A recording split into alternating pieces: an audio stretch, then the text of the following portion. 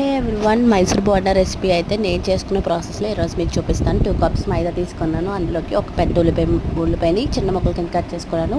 And పచ్చిమిరపకాయలు ఒక 4 చిన్న ముక్కల కింద కట్ చేసుకున్నాను. తర్వాత ఇందులోకి పెరుగుని యాడ్ చేసుకోవాలి, సాల్ట్ని యాడ్ చేసుకోవాలి, టేస్ట్కి తగ్గట్టు జీలకర్ర కూడా కొద్దిగా వేసుకున్నాను. పెరుగు ఇది పుల్లటి పెరుగు, వాటర్ మిక్స్ చేసి వేసుకుంటున్నాను. పిండి అన్నది ఎంత మంచిగా మిక్స్ చేస్తే అంత టేస్టీగా వస్తాయి బోండాస్ అన్నవి. సో మంచిగా మిక్స్ చేసుకోవాలి. వాటర్ కొద్దిగా వేసుకుంటూ మనం బాగా కలుపుకోవాలి పిండి అన్నది. సో ఇట్లా కలుపుకోవాలి. నేనే వీడియో తీస్తున్నాను కాబట్టి నేను మీకు చూపించలేకపోయాను. సో తర్వాత వచ్చేసి ఇది మనకి నైట్ పిండి కలిపేసి నెక్స్ట్ డే మార్నింగ్ అన్నది బజ్జీలు వేసుకుంటే చాలా సాఫ్ట్గా చాలా బాగుంటాయి. సో లేదు టైం లేదనుకుంటే ఒక 2-3 గంటల ముందనే కలిపేసి పెట్టుకోండి పిండి అన్నది.